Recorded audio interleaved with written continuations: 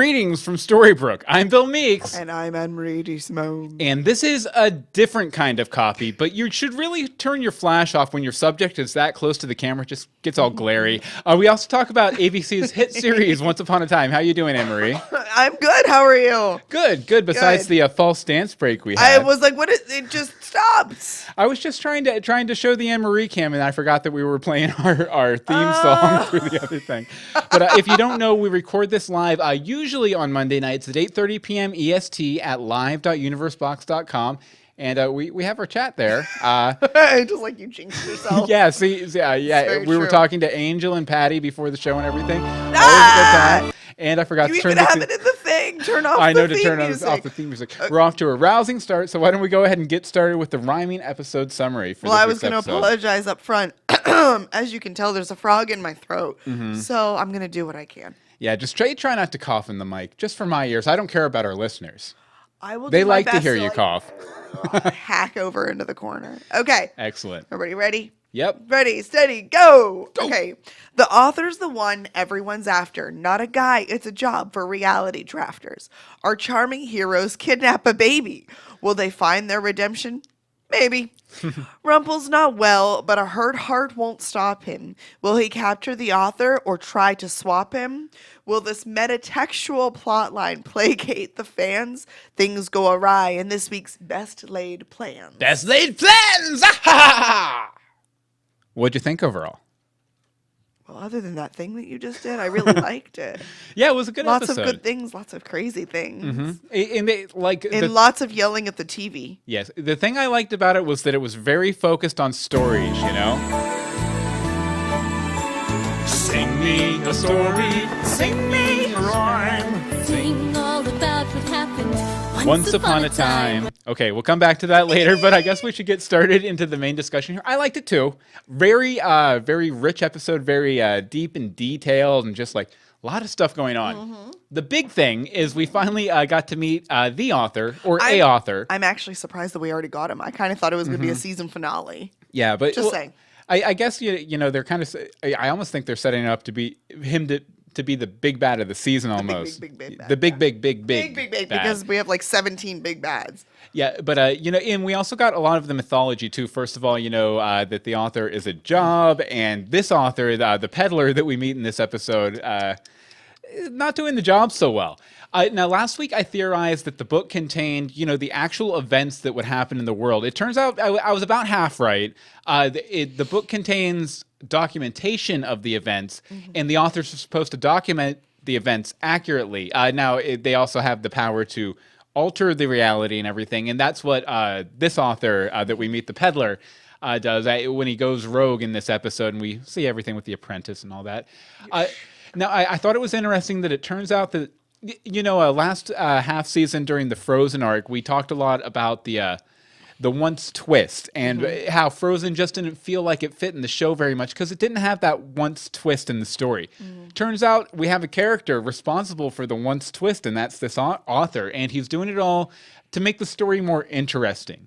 And we could have used him in that Frozen arc. Yeah, at least just a little bit. I think something. We'll just keep them like they were in the movie. Let's not change their clothes at all.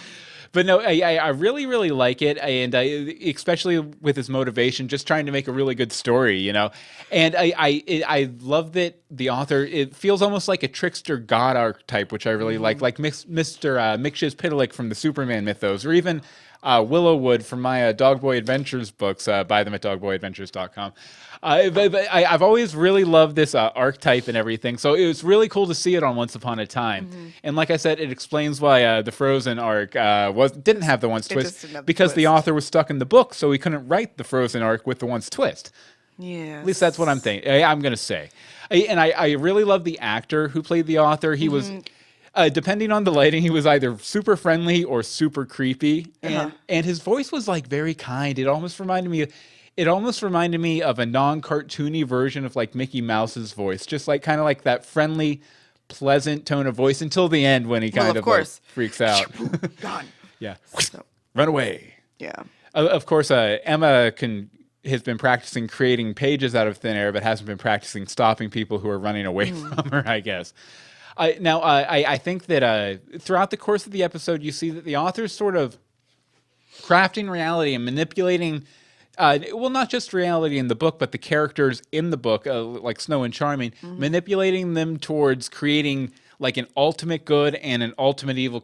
I wrote in my notes like Christ and Antichrist, but you don't have to take it that far. Right. You know, whatever you think of ultimate good, ultimate evil, he's creating those two diametrically. Yeah, exactly. Those two diametrically opposed forces to kind of set up an ultimate showdown, I think. So I'm thinking, you know, we might get to see that once Lily comes back into the picture. And I also wonder if, you know, would his pen work in our world, do you think? Well, if and it's if so, magically- how's he going to change the story going on in our world right now? Like, is he going to, I don't know. He doesn't have the book. This is true. He doesn't have any of the books. There's many, many books. Well, I mean, he could grab a blank one on the way out of the mansion, maybe. But he's not in the mansion. Oh, wasn't that in the mansion? No, I thought was in the nunnery. Oh, was that in the Because nunnery? that's where Okay. they took August in the very beginning. See, I thought it was in the mansion for some reason. Okay, well, he could sneak over to the mansion. I don't feel like they would take August to recover in the mansion. And then it wouldn't have taken so long for Snow and Charming to get to Henry, and Henry wouldn't have had to run across the big giant field when everybody passed out. All that. So there's why you're wrong, Bill. That's why you're wrong. Thank you. I definitely appreciate hearing why I'm wrong. Of But, course.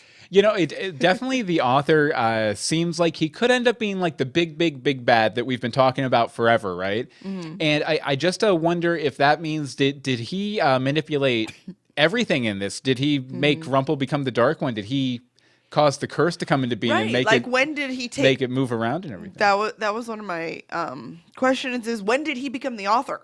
Like, how do the sorcerer and the apprentice, or are they one and the same? As somebody brought up, how do they choose the author? What causes them to choose a new author?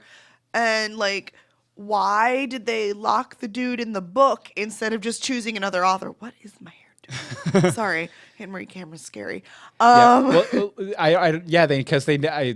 I would assume they didn't choose another author since this is the guy they're going after. But no, that's what I'm saying, Yeah. though. Why didn't they revoke his authorship privileges and give them to somebody else? Yeah.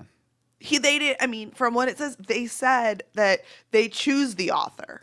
Maybe they didn't have enough time before the curse hit because, I mean, you know, this is a pretty tight timeline within like 9 months or so 9 months is not for the past few flashbacks.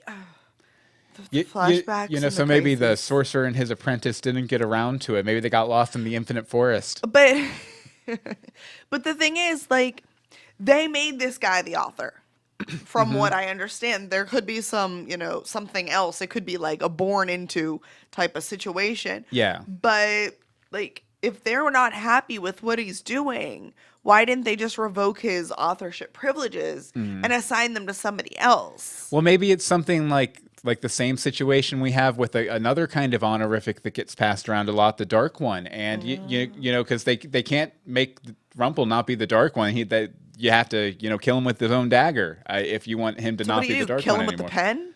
I don't know, maybe it's just like maybe it's a position you have to leave voluntarily, and since he didn't leave it, the most they could do was trap him in the book so he couldn't write anymore. All right, I can deal with that. But that also brought me to, aren't they concerned with not documenting anything that happened after that date? Because that seems to be a big thing, is documenting. And that's why they were so upset, is that he was rewriting history, basically. He was changing what was able to transpire. And, you know, yeah, he locked him in there, but there should have been some other way. They weren't concerned with documenting it. And I feel like there were stories still to be tracked. Maybe that's why Sidney Glass started his paper. Oh, what's up? But don't we have in the book the curse hitting? Do we have the curse hitting? Yeah, the curse hits in the book. Then and like who put Emma it in gets the sent- book? The author was already trapped in the book. Yeah, This is literally just because I mean, yeah, when they show him being sucked into the book in this episode, he's writing the story of what happened with Maleficent. Right. And So- Snow is not even showing. Which also is an issue. Well, but I would say, I guess it really depends too on, because we still don't know quite how Henry got the book initially. So it's Snow. well, I mean Snow, but we don't know how Snow got the book. Blue! But maybe whoever got the book to Snow and thereby by proxy to Henry, maybe they went ahead and added that last little bit, so the Savior could save and all that kind of stuff. Right. Or maybe they, decided to stop using books and started putting stories into songs or something, I'm just spitballing. Sing me a story, Sing me. a rhyme. Sing all about what happened once upon a time. When I sing a story or I sing a rhyme, it's as though I've heard it For the very first time. Yeah, Wow. but I mean, maybe they just put the stories into songs now. Maybe. We're gonna get a musical episode. Also, I don't think that Amy P's theory is shot of Belle's mom being an author. It's completely left open because August specifically does say that great men and women were authors. So I don't think author versus author showdown. Yes. I still think she's one of the authors. So maybe she did actually die there. Yeah, and but, then this guy had to replace her or something. Right. It makes her protection of the books, because it wasn't just a book, it was the books, more important, and it raises those stakes. And that's really what you want with the characters, to have the high stakes to play. Oh, definitely. So there's that. Has the author been able to see out this keyhole for however long he's been in there? Yeah, I was thinking about that because he says, I didn't even have enough room to get my brandy or whatever. Right. Like, how was he able to shine the light out there? Right. How did he have magic to do that?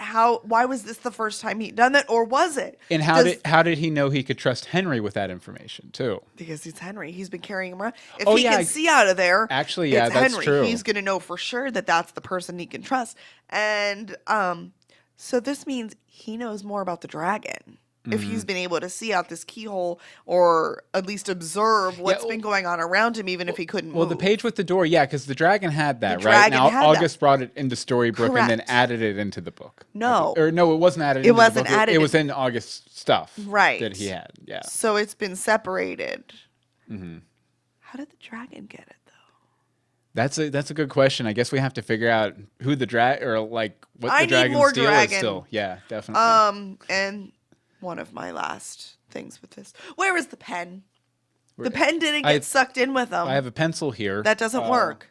Oh, I dropped my pen. I've got a pen. Here we go. I have a pen I've right got a here. marker. Here, I'm gonna try and write Anne Marie. myself $1 million. That's what I was gonna say. I'm gonna win the lottery, tax free. No, Like- I almost want to say I saw it like fall on the ground or something. It when did. It, got It sucked fell in the on book. top Yeah. of the book. Does this mean that Belle could become the author? Angel, I love that. Definitely. What's going on in the chat room? Why? Angel said, "Does this mean that Belle could become an author later?" And I Definitely. think that would totally make sense. Like, I think this is something that we should probably just mention anyway. If you guys aren't aware of it, we've mentioned several times the comic book series Fables. That kind of has a similar plot line and everything. If you're into this stuff, what they're doing with the author and everything, I highly recommend Fables. First of all, it's just a good series, and it's all the fairy tale characters living in a invisible borough in New York City. And then there's another a spin-off series called Jack of Fables about Jack from Jack and the Beanstalk, Jack and Jill, like all the Jacks in every story is this Jack. And they do a story called The Great Fables Crossover, where they do a series called The Literals, where the Literals are basically like the author, and they're writing the reality and everything. So if you're into this sort of like metatextual stuff with the author, highly recommend Fables, and specifically The Great Fables crossover with The Literals. Maybe the dragon is the father of Maleficent's baby. Thank you, Patty.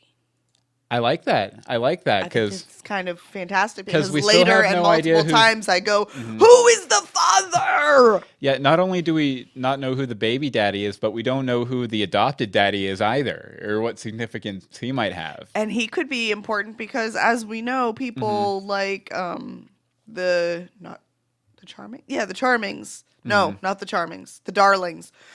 Charming, darling, whatever, can randomly try and adopt people. Yeah, it just seems like the name Lilith that he gave her is a little too on the nose for him not to be involved in something, somewhere, somehow, or something. Yeah, it just seemed very specific. Maybe it's the home office. No, they're Well, never and going to come back. we never got. Yeah, but back then it still existed. So we don't know. She could have been involved in all that. Well, that was just Peter Pan's trickery, right? The home office, yeah. It was. I'm just saying. Okay, so another big thing that we got in this episode, and it was kind of a little glazed over, but I thought it was pretty significant. And based on the previews for the next episode, I think we're going to get a bit more of this. So I thought it was definitely worth mentioning was the scene between Rumple and Belle. It appears that Rumple's having some heart issues. And as far as I can figure, I think the Dark One's powers and all this evil that he's been living with and executing for millennia or hundreds of years now, I think it's burning him out. I think it's doing something. Well, he's also died and come back to life and gone into no magic and back into magic. Had glittery skin, non-glittery skin, several times. Yes.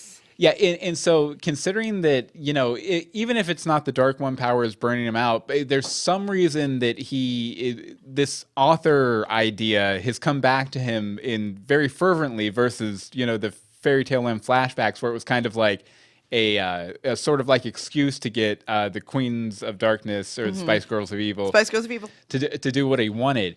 So it makes sense that he's really into finding the author now because his one last chance at self-preservation, which is Rumpelstiltskin's biggest character trait, he wants to live. His only chance now is to have the author go back and rewrite history so he doesn't get the Dark One powers. So they don't burn him out. Well, that's going to do so much if we go back and do that because Bay shouldn't die then. Yeah, Bay wouldn't have. But then again, we're probably not going to have Henry. Bay could have died then because he probably would have got taken off to the Ogre Wars. There's that. Or but then we don't conscripted to the army. Again, we don't have Henry. Yeah, and we don't have the Dark Curse. So many things happen if he doesn't become the Dark One. Yeah, and I think we actually went over some of that one of our Once If specials over the hiatus. Yeah. So definitely go back and check those out if you're interested more in that line. But one other thing I thought was kind of interesting is it seems like anyone who knows anything about the author knows he's bad news, including Emma. But they're also selfish and wanting their own happy endings or wanting their own, revenge on their parents for lying to them. Lying and stealing babies. Or whatever, that they're okay with letting him out. And I just think, I don't think it's, antithetical to how I viewed these characters or decisions that they would make. I don't think it's a dumb decision. I just think they're being very selfish all the way. Everyone is, except for Snow and Charming, but we'll come to that later. I think by the end of the episode, they're not being selfish anymore. But we'll talk about that in a little bit. Okay, speaking of Snow and Charming, dear Snow, did you really not think there was a baby in the egg? Yeah. What did you think was in the egg? Maleficent is a woman who transforms into a dragon, not a dragon who transforms into a woman, to the best of our knowledge. Which, I mean, I've never been a woman who was pregnant before, but that would be a pretty nice feature to have, being able to transform into a dragon, just lay the egg, and then, have the whole pregnancy taken care of. If I could have just curled up on it, and yes. Yeah. Didn't like being pregnant. No. I did like Maleficent's sort of a nesting look she had, though. It was just, nice straight hair. It was very maternal. Yeah. It's very your typical hippie, crunchy, maternal, the big flowy dress and the hair's not done and all that. Hold on to these. Okay, this stuff is my next little mini points, half points, whatever. Your child will be born with pure of intent. So that's what the apprentice tells them after doing all this, your child will be pure of intent. Your job is to guide it and keep it in the light. That's the only way that Emma was going to stay good. They threw Emma in a thing and she got dragged away. So, no, even though they went through all of this, it didn't matter. Well, I think, a lot of key characters, in particular Blue, they presented that as the only option to keep Emma safe at all, or to keep her alive at all, and for them to possibly ever be able to reverse the curse. Right. Oh, I know. Once the curse is reversed, they rhyme. That's all I'm saying. Wow. But it also, and then it also says that you're born a blank slate and have free will. What they're basically saying is there is no guarantee. You've stolen this child or this egg, because you didn't think it was going to be a baby, thrown all this evil magic into it, and shipped it off to another realm. It doesn't matter. The kid's still going to make their own choices, and you have to guide it to make it still be good. Yeah, and I think that's probably a scene or a theme we're going to come back to a lot, especially with the author thing too. Is just like how much of these characters' actions are author related, and how much of them are their free will kicking in too. Right, exactly. But I think really the author more than anything, he seems like he's taking versus just like writing down what people do to change or whatever. And I mean, obviously he's guilty of that, but I think he's more into like getting in the mix a little bit, manipulating people too, which is fun. Tons of fun. Okay, well, we'll get back to the main discussion in just a minute, but first of all, we wanted to mention a couple things to you here. First off, I don't know if you guys have been paying attention, but recently we started doing a Patreon. Which is a way you guys can help support us on a monthly basis, doing all the podcasts we do, like Greetings, or our Gotham podcast, Legends of Gotham, or our new podcast about everything Universe Box, which we just did an episode on old school Nickelodeon. So if you love, you can't do that on television, all that, Nicktoons, Snick, all that kind of stuff, universebox.com, really good episode. I highly recommend it. I get slimed. Yes, and it's awesome. If you want to help support us, it can really help us kind of grow this out and do more and more exciting stuff. More fun stuff, yeah. Like we've already hit a couple of the milestone goals. Like we're doing a monthly hangout with people who have kicked in on the Patreon. Yes. Our Patreon. We did one a couple weeks ago, and it was great. It was a great Saturday night. It was a fun party. And then we've also eliminated ads, except for internal ads for the podcast. Right. On the podcast. And the next milestone we have is patron exclusive movie commentaries, where we'll do movie commentaries that we'll release exclusively to our patrons for the first 6 months, and then we'll spend them out onto their own podcast. The first ones we're going to do are Goonies, Ninja Turtles one, and Harry Potter one. We decided in our hangout. And if you come to our hangouts, you can help choose these things. Yeah, and the next one, the next milestone that I'll mention real quick, and this is one that probably would be great to hit by before fall, is instant reactions. Well, as soon as we're done watching the episode, we'll come and record an audio clip and send it out to all our patrons, and then also include it in the podcast to let you guys know what we thought about the episode right after, because there's been a lot of demand for that. And you get a lot of rewards too, like you get if at any pledge amount, even 10 cents a month, you get every Dog Boy book, and eventually, once I get it together, a zip file with every podcast we've ever recorded. And there's more and more levels. Like I'll draw you a picture, a bad picture. We'll each write you a personalized handwritten letter. We'll sing any song you want. And we like to sing. It's kind of a thing that we do. We like to sing badly. But if you want to help support us and the podcast we're creating, you can do that on a monthly basis, or even one time. You can do it one time, let it charge you once, and fall back off. If you don't like the monthly charge, that's fine too. Actually, you can, YouTube. Yeah, you can through youtube.universebox.com. There's a fan funding link if you want to do a one-time donation. But the Patreon is patreon.com/universebox. That's patreon.com/universebox to help support the podcast a little bit. Okay, and before we get back to the main discussion, we had another submission of a rhyme. Yes. Anne-Marie, would you like? Yeah. Yeah. You got that? Let me pull it up. Excellent. All right. Hold, please. Excuse the coughing. Excuse the coughing. Okay. Ready? Secrets and lies make its mark. As Maleficent's child's heart turns dark, won't anyone give the two idiots birth by sleep, because the charmings are into too deep. Meanwhile, Rumple is honest to unconscious Belle. I am going out on a limb and suggest he isn't well. Where is Archie when you need him? While we should be cheery, really we're mourning for the loss of Amy P's theory. For the author is finally revealed, and bonus points for not making a deal. One question that comes to mind, which I hope the answer isn't hard to find. Where is Walt? Are we sure he's not locked in the vault? Gather around from far and wide, for these hosts will not lie, as we take a closer look in this week's Greetings from Storybrooke. Yes. Yay! Thank you, Patty. Yes, thank you very much, Patty.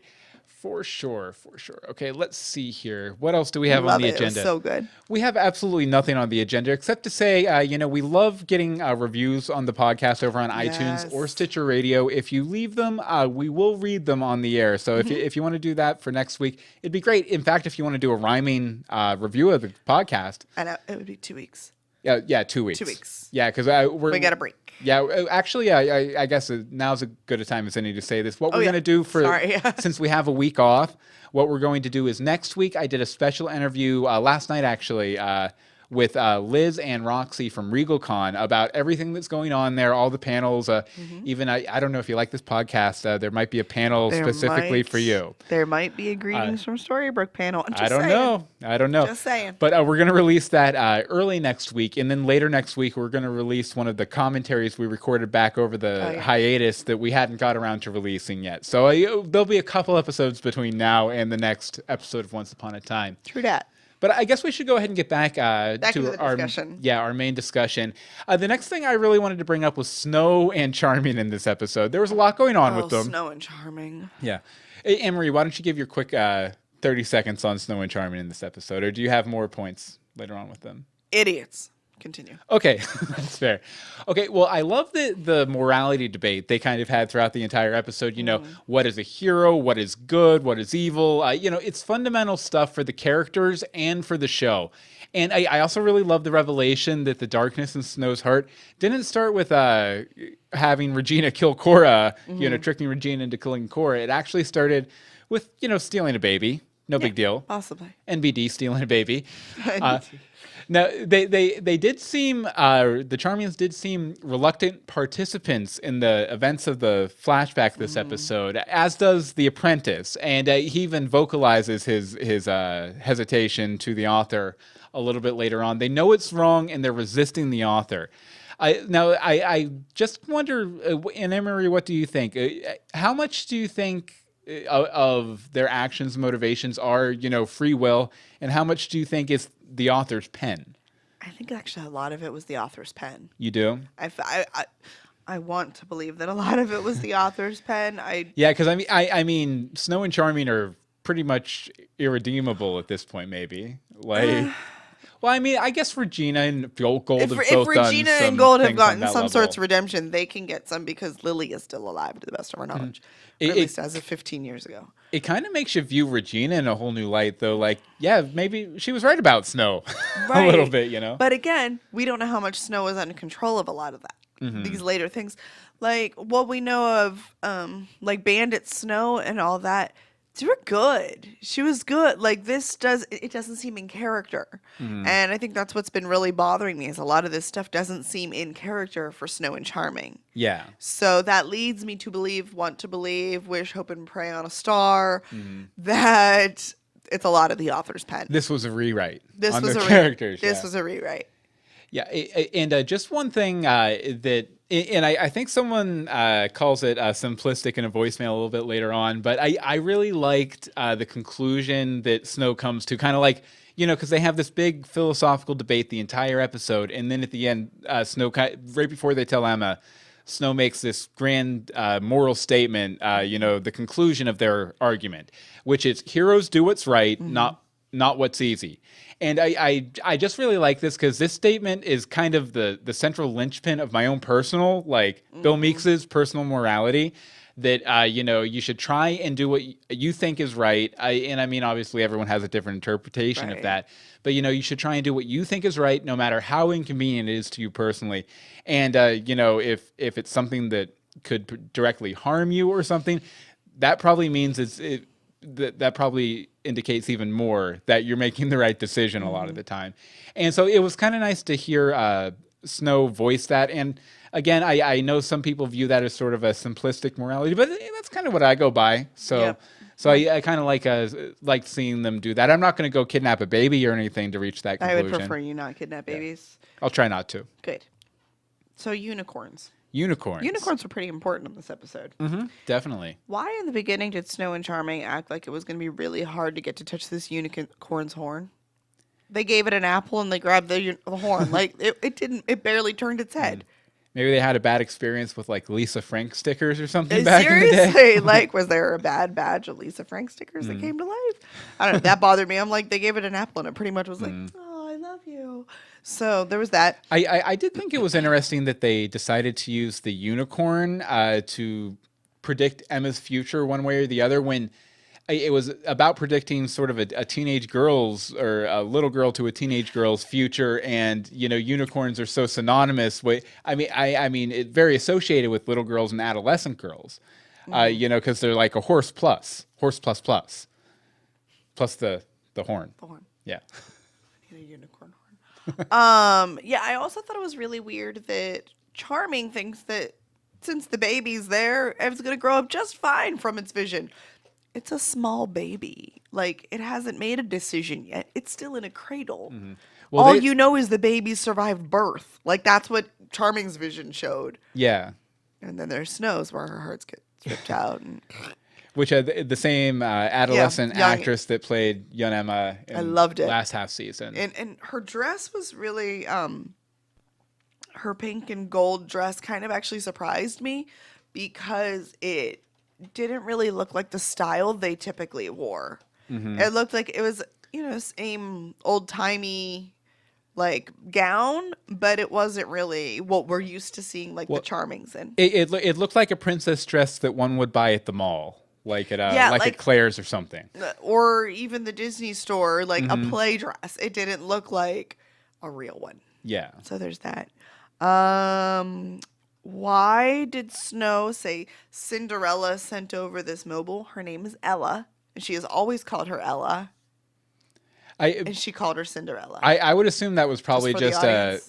just a primetime TV thing, so they know you're talking about Cinderella.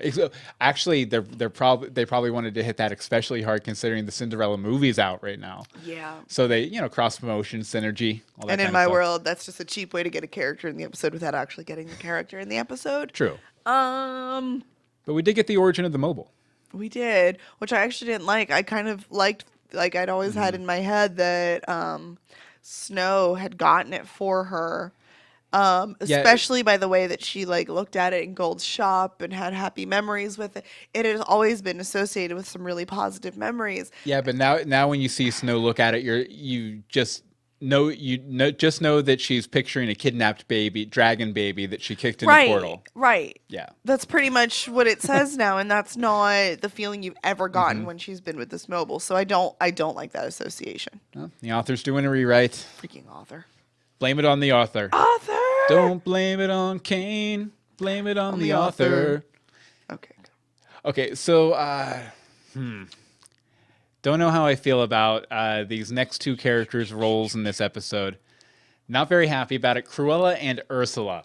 Now, first of all, in the flashbacks, complete henchwoman. Like, they might as well have been wearing matching T-shirts, like the old Batman '60s TV show or something. Like, they were just so generic. Like, that's what their characters were. Yeah, they were just completely useless. And the fact that they, you were just pantomiming there, they just run in and fall in the portal. Yes. If you looked away from the screen for 10 seconds, didn't even know they were there. Would miss it. And just to get them to our world, it doesn't make a lot of sense. For one, why didn't they age like Lily did? Because obviously they got kicked through the portal at the same time. So why didn't they age like Lily did? And two, I just felt like them being banished to this world, like they should have been banished. They should have done something directly.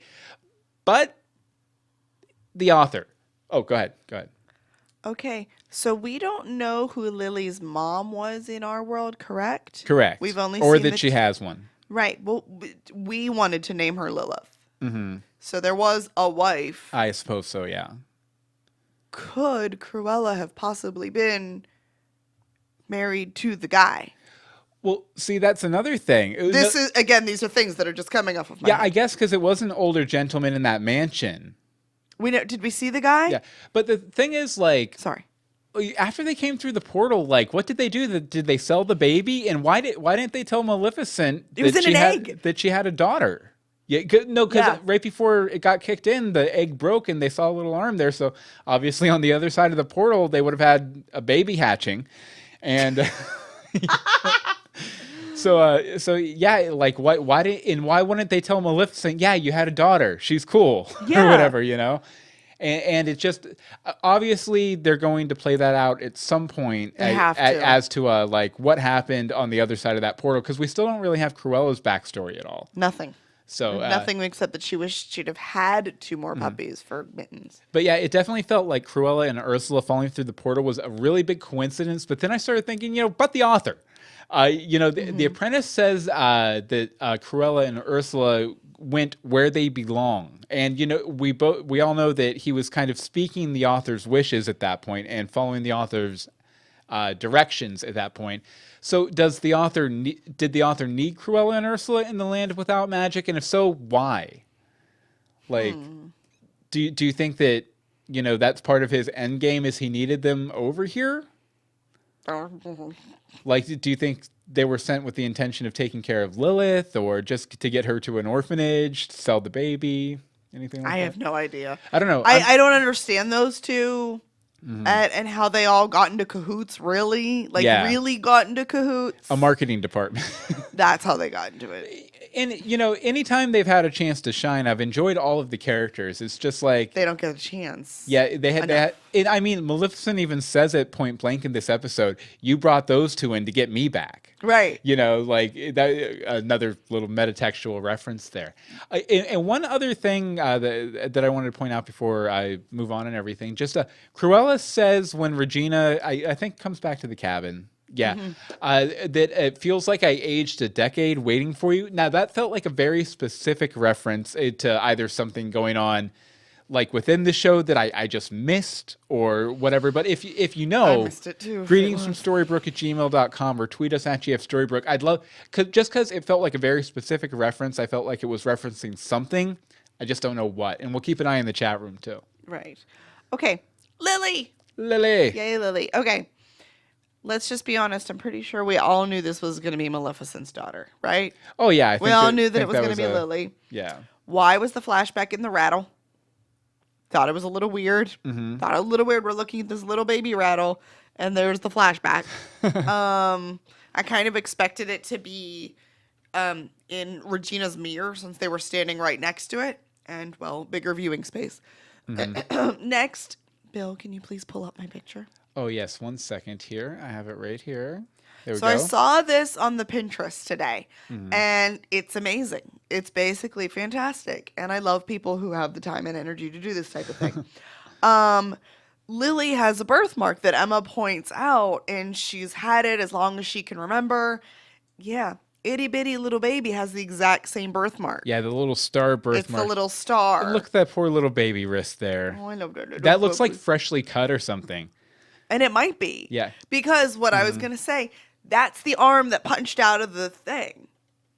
So, did the apprentice possibly mark the child midst spell so In a star, that would make sense because it's the apprentice. Right, so that the baby can be reunited or located or something so that they knew something to look for from the magical world into the real world. Yeah, I can definitely dig that. I don't know that her adopted parents, they kind of... Parent that we've seen so far, he kind of struck me as almost like, I don't know, like part of like some sort of cult or like some sort of insular society or something too. Possibly. So, I mean, maybe this is a mark for that society. I mean... No, because that baby has that mark the day they're getting adopted. Oh, I guess so, huh? They had to have had it before. So there's that.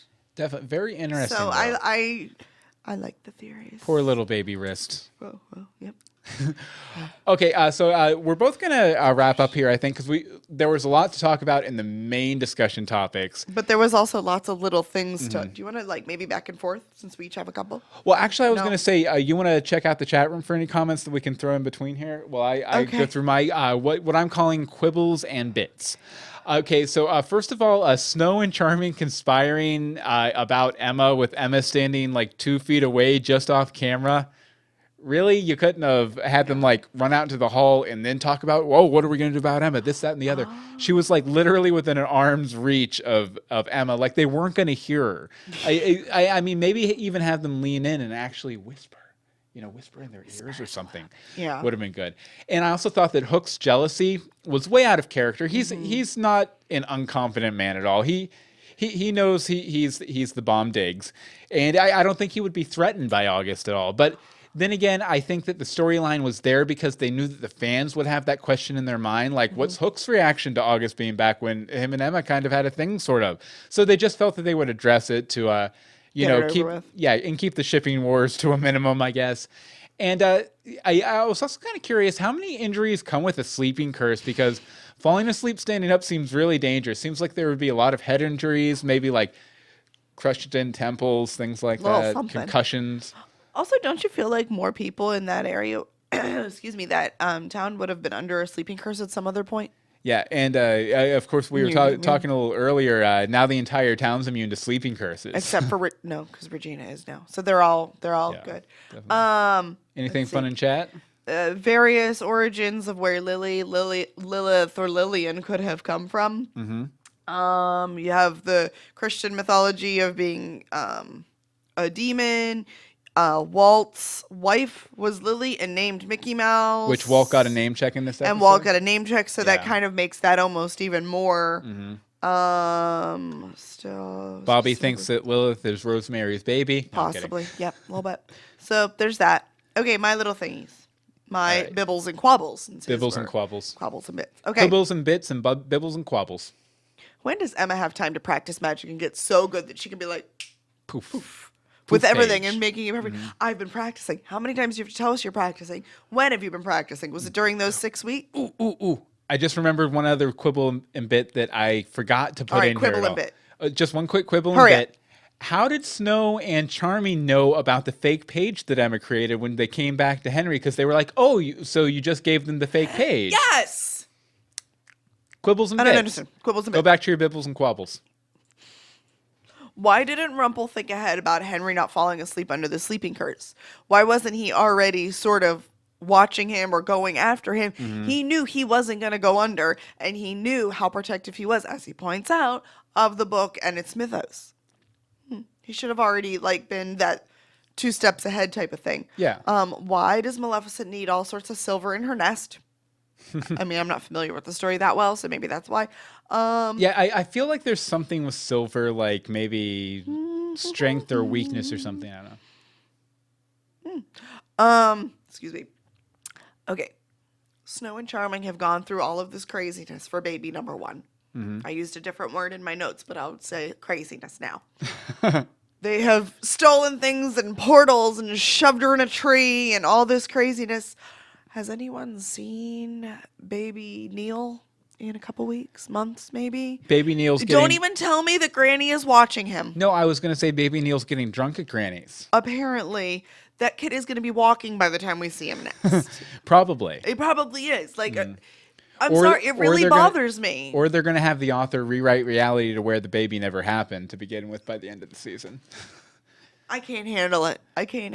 Blame the author. But it just seems really weird that they've gone through so much. So much. And then we don't even mention the other kid. Just no mention about the new baby without any baggage because you're dealing with the baggage from the old baby. Right. Honestly, yes. Excuse me. Baggage from the old baby and the quibbles and bits and bibbles and quabbles. Kidnap babies. Why is that written there really large? Because I wanted to know, out of 17 kidnapped babies, how many kidnapped babies would you give this episode, Anne-Marie? Why? Why kidnap babies? Because kidnapped babies. It's the latest thing for spring. 17 kidnapped 17 babies. kidnapped babies. Patty. I'm gonna say 13 and a tongue. Why? Because the tongue's funny. I'm sounding very manly. Sorry, guys. Because there's lots of questions and quibbles and bits and quabbles left to go with this, and I just don't. I think it's some stuff that they just haven't thought of, Yeah. and that bothers me. And we're name checking just for, we've already done the marketing name checks. We had an entire half season for that. Stop with the Cinderella elephant. I don't know. Little things like that bother me. That's fair. That's definitely fair. And as for me, I'll probably give it a 15 kidnapped babies out of 17 kidnapped babies. In obviously chat room, please feel share. free to check in too with your arbitrary scale ratings. But yeah, I really liked it. It was a really solid episode, a very fundamental, like, not revolutionary, revelatory episode. A lot was revealed. We kind of got a really good idea of where we're going to be going for the rest of the season. And I thought there were several funny moments too, like colder than a witch's foot. Colder than a witch's foot, for example. And I just really love the actor for the author too. So I'm so glad he's going to become a big part of the show overall. Okay, and over in the chat, let's see here. Steffi, or Steph1Y, gives it 15 kidnapped babies. Hope gives it 14 and a half kidnapped babies for the episode. Half a baby. Very King Solomon of you, Hope. Patty gives it 14 kidnapped babies because of the Kingdom Heart reference. And let's see. Yeah, I think that's all for the arbitrary scales. So let's see here. Okay, well, we are, as we mentioned earlier, I'm going to be attending, and possibly Anne-Marie too, RegalCon. May 8th through 10th in Anaheim. So we wanted to tell you a little bit about it and a contest we're running where you can go for free and also maybe get a Rumpelstiltskin stand. And so we'll tell you all about that. Possibly with bandana. Very possibly. So we'll tell you all about that. Bobby put 17 babies. And we'll be right back. Greetings from Storybrooke. I'm Bill Meeks. And I'm Anne-Marie DeSimone. And we're here to announce our Greetings from Storybrooke RegalCon test. If you don't know what RegalCon is, it's a convention they're having this year in Anaheim, California, May 8th through 10th, that focuses on the Once Upon a Time fandom. Now, there's going to be a lot of oncers there, and a lot of cast members, too, like Emily DeRaven, Sean McGuire, many dwarves. And Rebecca Mader will be there, August, all sorts of people. That's right. August will be there. Thanks to you guys. Thanks to our patrons. We're going to be able to cover my plane ticket and my hotel room, just off of you guys' donations that you've made over at patreon.com/universebox. Thank you Thank you guys. So much. Really appreciate it. And we're definitely going to be bringing you back a lot of exclusive content. We should be doing some interviews, some special panels out there. We'll be talking to you guys, the Once Upon a Time fans and everything. In order to get Anne-Marie to the convention, not only do we have to cover her airfare, but we also have to pay for a babysitter for the kids. But we'd love to have her go out there and help with the interviews and be on panels and interact with all of you guys. So we've come up with a fun way to kind of try and finance this. We want to see you there, which is why we're throwing the Greetings from Storybrooke RegalCon test. So 2 prizes. The grand prize, the 3-day general admission ticket to RegalCon 2015, and the runner-up prize, which is a beautiful Rumpelstiltskin stand-in like we have right back here. Now, there are 3 ways for you to enter the RegalCon test. First is by making a one-time donation. There should be a pretty little button right around here. Yeah, and you can make a donation right through YouTube, right through here. YouTube.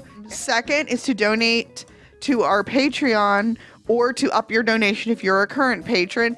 And patron donations start at 10 cents. The grand prize is worth $139. $139 for 10 cents? That's a good entry, right? I think that's a good deal. But, if you don't want to spend money directly, we completely understand, and that's completely fine. So we have a third way to enter, too. Send us a postcard. Very easy. Because our, thing here is pretty empty still. Send us something to put in the frame and you'll be entered to win both of the prizes as well. That will definitely count as an entry, which is good. And you can send it to this address right here that we'll put right here. Give me an address. Right there. Yes, you have to enter quickly because we want to give everyone, the grand prize winner, we want to give them time to make travel arrangements, hotel arrangements, all that kind of stuff. So we're going to cut off entries midnight on April the 8th. Then what we'll do on April 9th is we'll go ahead and draw the grand prize winner, and we'll contact them privately and give them 24 hours to either accept or decline. If they accept, fine, we're off to the races, and we'll do a second draw for the Rumple standout, or stand-in, stand-up. But if they reject it or they don't respond, we're going to go ahead and pull another grand prize winner and keep going like that until we find someone who wants to do it, and then, make a second draw for the runner-up. Right. If you win the general admission ticket, we're going to take you out for dinner and drinks or something too. Just hang out for a little bit, everything. You have to. I mean, if you're coming to a convention, you've got to enjoy yourself. Okay, so like we said, 2 prizes, 1 general admission ticket, free of charge to RegalCon 2015 that they've graciously provided us, and 1 Rumpelstiltskin stand-up cutout cardboard guy, like we have in the background of all of our episodes of Greetings from Storybrooke. Get your entry in by April 8th to enter, and we hope to see you at the con. And we definitely do hope to see you there. And like we said earlier, there might be a greetings panel. Who knows? Might be a greetings no panel. one's told us. But let's see. Okay, I guess we'll go ahead and move on now onto the... Wait. Sing me a story. Sing me. Rhyme. Sing all about what happened Once upon a time. They said the name of the show. They said the name of the show. And now onto the news. News. First up, the ratings. And by the way, the links to all of these stories will be in our show notes at greetingsfromstorybrooke.com. ABC's Once Upon a Time ranked #1 in its hour for the 5th week in a row in adults 18 to 49. It had a 1.7 million and a 5 share? I have no idea. I copy and paste Okay, it. 5 tie it says. So I think it just tied whatever it had Okay. with that from last week. But, being #1 in the hour for the 5th week in a row is pretty good. Oh, definitely. And yeah, you also noted here that it was up for the second week with women 18 to 34, plus 5%, and also grew in teens 12 to 17. Up which, 8%. Yeah, which those aren't the strongest demos, but they're still good demos. And I mean demos that... Don't judge my demo. I will always judge your demo. Oh. Okay, well, they did release a little promo for next week, so we'll go ahead and play that and commentate over it a little bit for the next episode, which is Heart of Gold, right? Mm-hmm. So let's see here. How would you like to take a little trip? I'd like to take a trip. Yeah, and it looks like Robin Hood. pre-Robin Hood, Robin Hood and Rumple meeting up to talk about the Wicked Witch. He's riding a horse in New York City. Welcome back, Wicked. Yeah, at least in flashback we'll have the Wicked Witch. I think it's in reality, too, because of her reaction. Oh, so that must be what Rumple has? That was keep holding Regina down? I like that. Oh. You know what? We didn't even show the video for that at all. No, That's sorry. fine, though. They'll survive.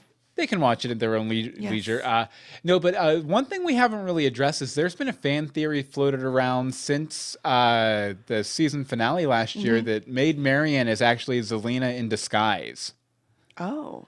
Which I don't know the evidence behind it or anything, but it, like, considering that Robin and Zelena are going to have, like, a major episode together, it looks like, next time out, that would make a lot of sense. You know, that maybe something happens between them the first time he goes, and this time he discovers she's Zelena. Oh. Of course, she doesn't have magic because they're out in the real world and everything, but just a little interesting thing. That should be interesting. Just asking questions. That's what we do. Okay, and they did release a few new promo pics for the next episodes coming up here. Now we have, let's see, the Charming clan, Team Charming with their pirate mascot out in the woods. It's a lot of them in the woods with these flashlights. Yeah, and then we have Rumple and the author talking. Well, at least he caught him. Yeah, the author does not look very happy. Would you be? No. And then some more Team Charming rolling through the woods with Charming. flashlights, probably looking for the author. Although I think he's in the library because they had the library in the background of that shot there. The library's always in the shot. Yeah, that's true. And then more Team Charming with pirate mascot, more just Captain Swan. I thought there was one more kind of interesting one in here, wasn't there? They're pretty much a lot of it. Oh, well, maybe. Yeah, more of Keep author going. and the author and Rumple, There we and go. then Robin in his classic, looks like a military uniform. And looking through some stuff In Oz.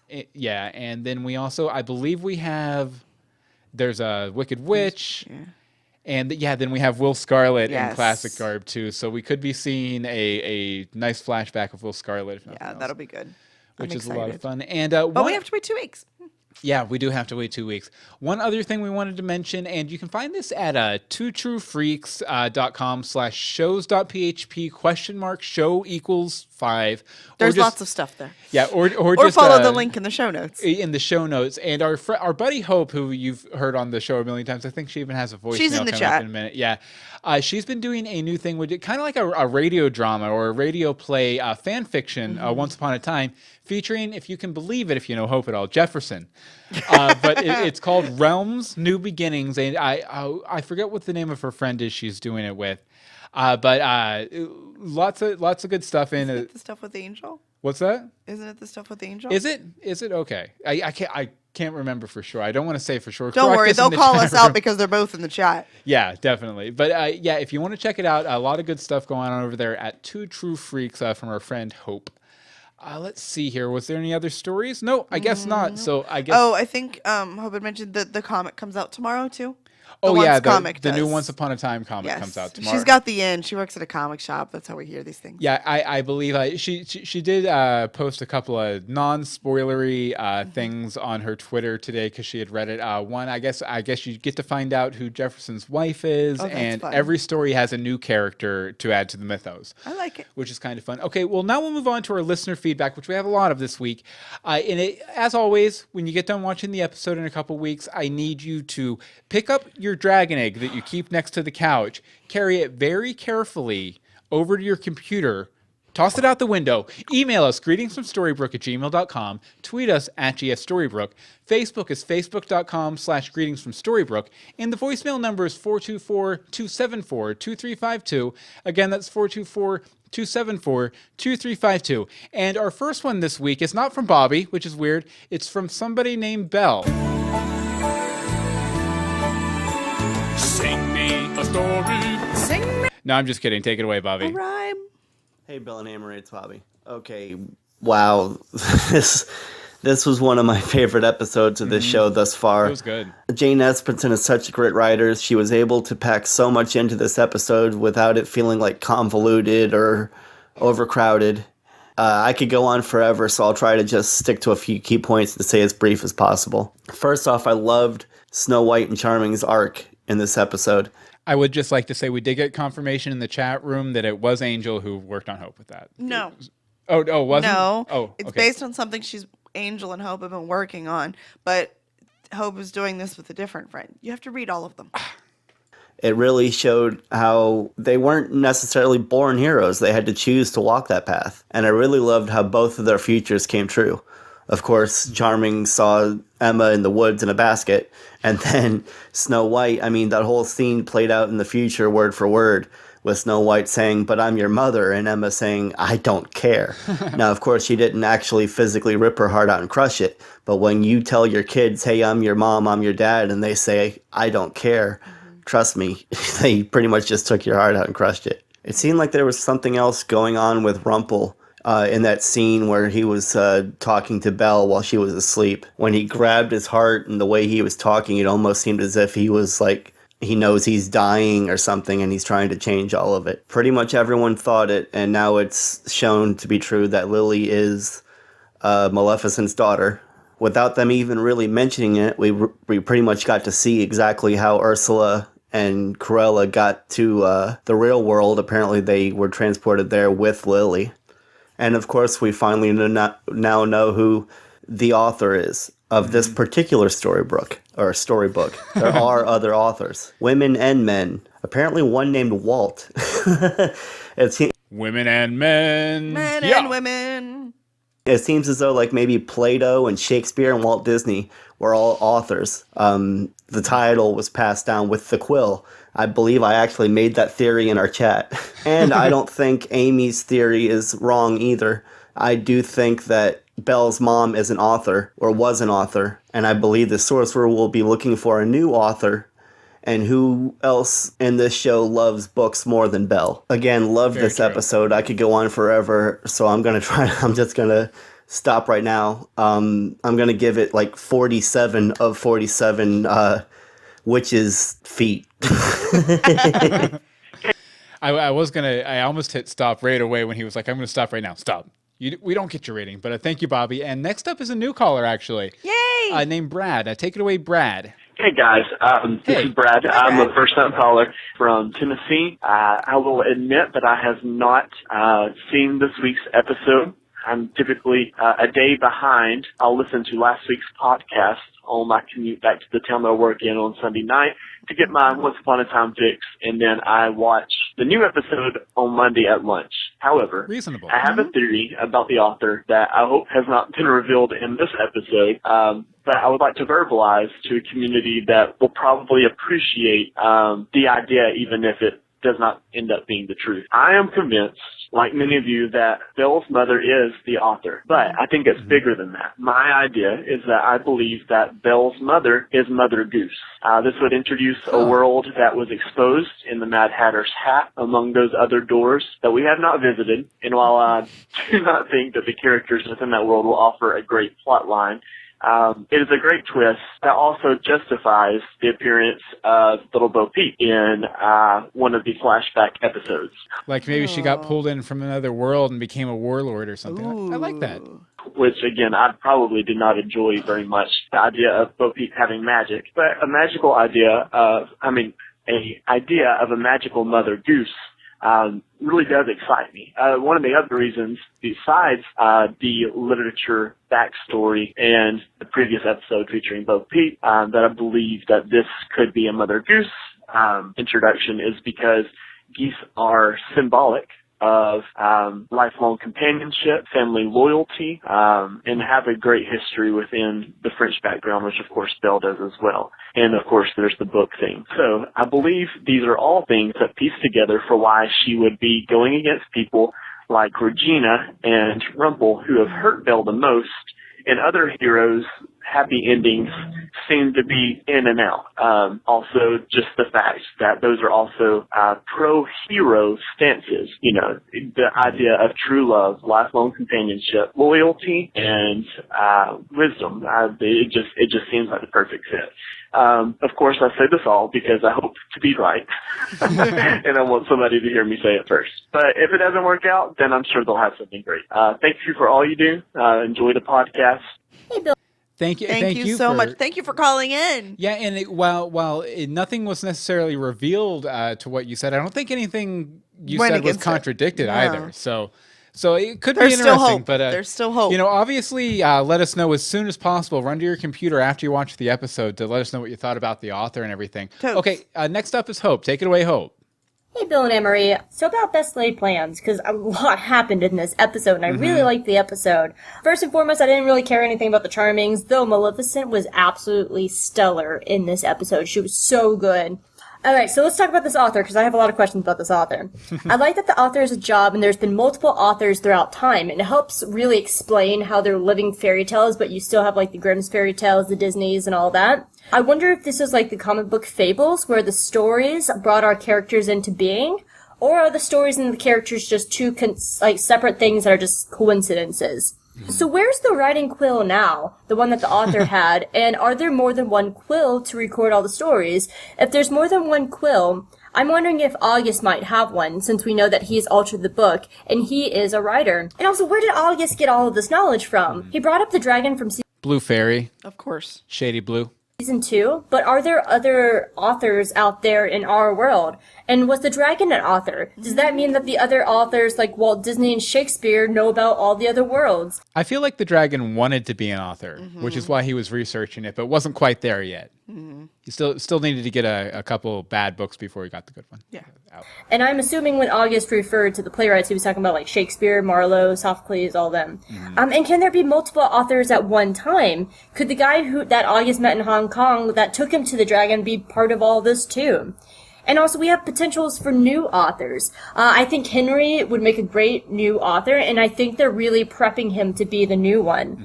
And also, why did the peddler / the author feel the need to start altering stories? Like, what happened in his past that made him go, okay, I need to alter these stories the way I want them to be? And finally, I'm bummed with the Blue Fairy. Well, I felt like with that, I think the author just wanted the stories to be more dramatic than real life normally is, you know, Right. like real life kind of plods along, and there are big moments and stuff, but there aren't like big epic battles between good and evil. So I mean, like, you know, if this was a documentary, it would get boring really quick. I think the author was just trying to spice up the story. Yeah. Isn't the author, but I think she could have been one in the past. I still think she could also be the sorcerer too. It was a great episode, absolutely loved it, except for the charming parts. I was just raging at Snow and David the entire time. But I gave Best Laid Plan 7.5 Maleficent tears out of 10. Excellent. And next up, what did you have something? Poor Maleficent. Poor Mal. Mal. Okay, next up is Michael Lucero. Take it away, Michael. Hey, Bill and Anne-Marie, it's Michael. Hey. I'm really glad we got some plot twists in this episode that make the author situation make at least some semblance of sense. Though the twist was kind of abrupt, it felt like it was a course correction that happened pretty late in the once writer's room. I don't know, that's just my speculation. Do you think this is what they always planned for this story? Well, I know that sometimes writers' room and marketing rooms don't really talk See eye too to much. eye, yeah.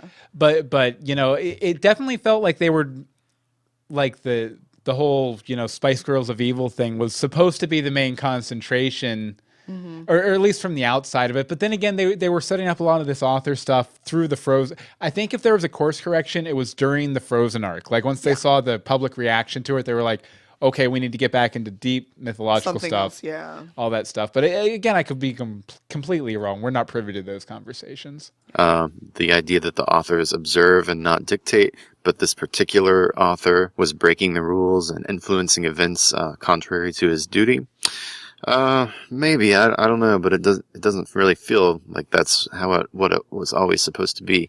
But now that we at least have natural free will preserved, and the author's tampering with free will makes him an antagonist, I feel a lot better about this story. Funnily enough, the author portion of this episode was the most interesting part to me. The Snow and Charming part was annoying and frustrating, and their whole concept of redemption at the end I found nonsensical and a bit two-dimensional. So Michael was the one who insulted my basic morality. Basically. That's fine, Yeah. Michael. Maybe I should just drop my moral code then. No. Keep them all. But now that we know what's actually going on, I think I can get behind the author story. Maybe. I found a new moral code. Sing me a story. Sing me! Rhyme. Sing all about what happened once upon a time when I sing a story. Sorry, Michael, go ahead. Crossing my fingers, but at least I'm more intrigued than cautious now. I find the idea of a generational office of recording stories a really interesting idea. I love the irony that they made Walt Disney one of the past authors, even though in real life it was Disney himself who altered these stories more than any other folklore collector. Walt Disney built his kingdom on other people's IP. Yeah. You know, for sure. So I think Disney bears the most actual resemblance to the character that we got in this episode. Yeah. In terms of his role in passing on these stories. I'm not sure if they intended that irony or not, but it's there, and I think that's a great thing. So maybe my original prediction of Disney himself being the villain isn't too far off the mark. Lastly, I know Bill and Emery, you aren't Lost fans, and I apologize for the spoilers I'm about to mention.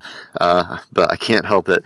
All I could think of at the end of this episode was all the lost parallels, especially between Emma with the book and Locke with the button. They both had been lied to by sources that they really trusted, discovered the lies, caused them to feel disillusioned, betrayed, and they went over the edge and did something that they shouldn't have done, even though other people who knew better were warning them. And the consequences were almost immediate in both cases. With Locke, it was failing to push the button, and Emma, it was opening the door. So I kind of expected her to look at August with dismay, and say, I was wrong. And also how appropriate that the author is, the same actor who played Phil from the Dharma Initiative. Probably the most annoying character in Lost, even more so than Nikki and Paolo. Alright, well I can't wait to hear the episode, and, yeah. Hi, Bill. Yeah, and I completely zoned out on the Lost section. I'm sure it was very informative for people who know. No, actually, I know what you're talking about. I think I made it. I at least made it to the reveal of the button and the guy underground and all that kind of stuff. So I kind of understood what you were talking about.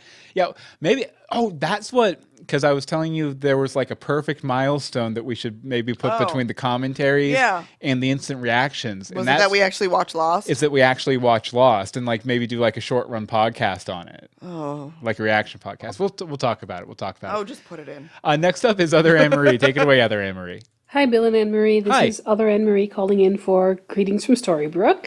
And I just finished watching the episode, and I thought I'd share some of my thoughts. I don't know what it was, but most of the episode I just felt like very bored. I don't know. It was just not a super duper great episode, I guess, all the way up to like the end. I like that Emma conjured up some copy pages. It's nice to see her using some of her magic, I guess, and knowing that she is practicing. I mean, that was definitely a pet peeve for me for a little while. Mm-hmm. I am getting really frustrated with the Charmings, though. I mean, seriously, Emma was standing right there when they were having the conversation. I know it's if they're off screen, they can't hear anything, like we've seen it before with Henry, but really? And then just David yelling at Henry now. Very frustrating. I was really happy, though, that Snow, by the end, finally turned around. It's actually really funny. I wrote down Snow's heart had a dark spot long before Cora's death, and then she actually addressed it later, so that was really cool. Yeah, actually, as part of our preparation for the show, after I've done my rewatches and put in all my notes for the show and everything, I go and check out what people are saying online, and I was reading some live reaction threads, and there was a lot of that where like someone would like put a comment, oh, Snow's heart was dark long before, and then edit, oh, they said it. They were listening. And how did Emma and Hook wake up afterwards? Like, did I miss something? I'm not quite sure, but it was kind of weird. Yeah, they where was the wake up? I'm guessing maybe once they did what they needed to do, they just lifted the sleeping curse or whatever, maybe. I guess. And we also found out that Lily's Mel's daughter, which I think that was like a major theory for a lot of people, so that was good. Oh, yeah. I'm not sure how I feel about the fact that the author is an unknown character. I mean, it's really nice to know that he hasn't been seen before, I guess. A lot of theories shot down right there. I was also kind of disappointed that he wasn't connected to anybody. I mean, everybody's always connected in Once Upon a Time, and so that was kind of, I guess, disappointing. I don't know. Yeah, it's kind of it kind of felt like with all the setup they did for the author that the author would be a character that we'd seen before, we know, and I can definitely see that where it felt a little unfair that it was a brand new guy who made his first appearance this episode, and it was just a mystery that played out over the course of about 20 minutes. Right. I still have to form my ideas on that one, I guess. Out of 12 bottles of booze, I am going to give this 6. I really wasn't that impressed with the episode. Anyway, can't wait to hear your thoughts about it. Bye. Thank you, Other Anne-Marie. Hey, Other Anne-Marie. I will point out that Angel over in the chat room says that the whole thing with Charming, the Charmings and Emma right there, says it's very theater-like with the asides. Like, as long as the character is speaking away from the others, no one else hears it. Which, yeah, and if it was a stage play, I wouldn't question it at all. It's just because generally you don't see that even in very sort of theatrical primetime TV shows like this. But let's see here. Okay, oh, wait. Are you really? Brad? Okay, yeah, Brad's calling again. Take it away, Brad. Hey guys, this is Brad again. Hi. Third voicemail this week. I'm so sorry. The first was a mistake. The second was tragic, especially for the timing that I've now seen last night's episode, and I probably could not have been more wrong. I do love the way they connected the Walt Disney reference, and I felt like overall it was a great episode, and there's still great potential that Belle's mother could be Mother Goose, and maybe the way that they're going to defeat the ill-mannered author that has been released. At least I could hope. However, just calling to admit that I could not have had worse timing in expressing my theory, especially considering I shared this theory just moments after everyone else in the country found out that I was wrong. All right, well, maybe better luck with Belle's mother future down the road. Thanks again for the podcast that you offer, and enjoy your views, which I probably will not be able to hear again until next Sunday night anyways. Thank you. Goodbye. Okay, Brad, since you're not going to be listening to this until next Sunday night, I just want to let you know there's going to be a horrible thing that happens in where were you from? Tennessee. Tennessee next Saturday. So get out of Tennessee. Go to Kentucky, go to Omaha. Just stay out of Tennessee. A giant dragon is going to fly down and drop 1 million eggs. But thank you very much for calling in, Brad. And we hope to hear from you again soon. And finally, our last voicemail is from Wu. Take it away, Wu. I thought this episode was fantastic. I thought the dialogue and everybody's performances furthered the story in ways that I didn't think one episode of Once Upon a Time could. I loved the thing with Maleficent and Gold in Regina's crypt, and Gold revealing the location of Maleficent's baby to Maleficent. Kind of ironic and kind of sad what Gold says about pain, because he's really talking about Bellfire, and he's really talking about finding his son. Yes, it brought him closure, but it brought him more pain, and really brought more darkness in his heart, because losing his son for a second time just made him more of a villain. I loved the return of what Meeks calls Zen Charming in the nursery in Misthaven. I loved... Yeah, that was very Zen Charming. I should have dropped that reference. Sorry, Will. Snow's thing in the author's mansion about what it is to really be a hero. And my favorite scene in the whole episode was Emma finding the truth about what her parents did to ensure her safety, and the heartbreak and the disappointment in her face really furthered the story and really told the story of that scene more than dialogue ever could. One thing before I go, I love how the author really doesn't care about who wins or who loses. He just wants to see chaos. He likes chaos. He likes plot twists for the sake of plot twists, and he really doesn't care who wins or who loses or who he hurts to make this story an interesting story. And it's going to be interesting how the villains and heroes react to this. I give this episode 6 unicorns out of 6. Talk to you guys in 2 weeks. Bye-bye. Thank you very much, Wu. Definitely. And Wu brings up the point, and also Lady Rags over on our Facebook did too. And I think this is actually, since we have a couple weeks break here, if you guys want to weigh in with your thoughts on, I'll just read Lady Rags' questions here. And you can respond to these either through Twitter at GF Storybrooke or at our Facebook at facebook.com/greetings from Storybrooke. How do you think the peddler author changed the story? What kind of impact do you think he had or has? And is he the cause of the upcoming war between good and bad? Also, do you think that the author can impact the rest of the story, or if his power is kind of at an end right now? So, as we're going through our break and everything here, definitely feel free to tweet us at GF Storybrooke or hit up our Facebook to let us know your answers to Lady Rags' great question. Give us these answers. Gimme. Okay, next up, we just have 2 letters here real quick, and then we'll get out of your hair. Alina says they reference Walt Disney, smiley face. Darn, I'll say. That other author forsook his duty, changing the stories for a better story, but now he's out of the book.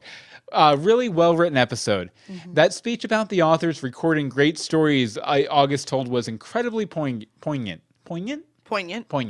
I enjoyed this episode. Snow is really having some powerful character development. She's becoming really self-aware. The darkness started a long time ago, for example. She's also accepting her actions, but at the same time losing her daughter. Frowny face. We're not heroes anymore. It's easy to lose our way if we're selfish. Also, poor Maleficent, frowny face. My heart breaks for her, but yay, Lily. This will become a monster just like you. Snow, and what are you? Says Maleficent. I'm enjoying the idea that evil isn't born. The parent may not be as good, but the innocence of the child isn't darkened by that. It hits at the hearts of Once Upon a Time.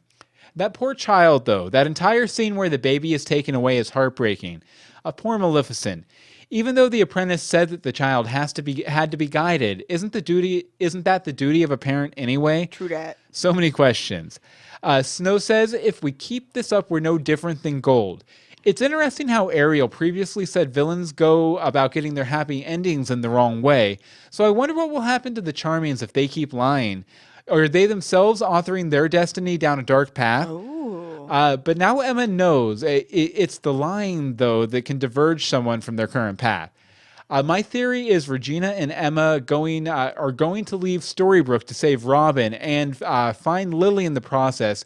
And I also think that Zelena is Maid Marian in disguise. Mm-hmm. Thank you very much, Zelena. And yeah, I've seen that theory posted several places. I remember there being some evidence for it. I can't remember it off the top of my head. You want to finish us up here with Ash? All right, this one's from Ash. Hey, Annabelle. Just off the bat, I've missed August and his speeches in season 1 Snow and Charming. And oh my gosh, Henry did Bay proud with the old switcheroo of the door page. And man, those flashback scenes especially were spot on. I wonder if that sleeping curse now makes everyone immunized or if it's just a general shot. And you need another kind of something. Totally had the Trickster Jack archetype covered in this episode. Just so much and awesome. so-called egg lily thing. So Ursula and Cruella were like Mal's midwives, babysitters. I guess. Okay, then, rather fitting. I bet the silver stuff was some sort of reference to the dragon side of her daughter. Ache My Heart just was going back and forth on the emotional roller coaster. Bounty Hunter Sheriff Emma is going to have to go all full force. Ugh, hiatuses, boo. Gonna give it 8 magic quills that look like Mickey Magic paintbrush out of 10. Actually, yeah, Cheers from and hugs, the game Ash. Epic Mickey. Yeah, it definitely really does. did. And I would just like to point out that Bobby in the chat room, and I completely agree with the sentiment. If you guys want to start a campaign or something, he says Bill Meeks for author 2016. I'm okay with that. He's got enough other stories. I could do something fun with Rumple, probably. But like I said, 2 weeks from now, Heart of Gold, you're going to want to pick up your dragon egg, walk it gently down the hallway, set it on the windowsill. Don't knock it over because then it'll crack and Lily will splatter all over the ground and everything. You don't want that. Nope. Then email us, greetingsfromstorybrooke@gmail.com. Tweet us at GFStorybrooke. Facebook us at facebook.com/greetingsfromstorybrooke. And you can leave us a voicemail, which we almost always play. But of course, when you speak the voicemail, it's going to scare the egg. The egg's going to totter over, fall out the window anyway. 424-274-2352. Again, that's 424-274-2352. Now, Anne-Marie, where can people find you online? You can find me on the Twitters at DeSimone. And as for me, you can follow me on Twitter at Bill Meeks. You can follow the other podcasts we do. You can go to universebox.com or follow at universe_box. And you can check out my books I write about a little superhero named Dogboy, or the one coming up, Trials of King Sparrow, at dogboyadventures.com. And you can catch us record this podcast live every Monday night, except for tonight because it was Tuesday. Tuesday, because family stuff. Yeah, at 8:30 p.m. EST at live.universebox.com, complete with chat. Woohoo. So, I guess until next time, greetings from Storybrooke.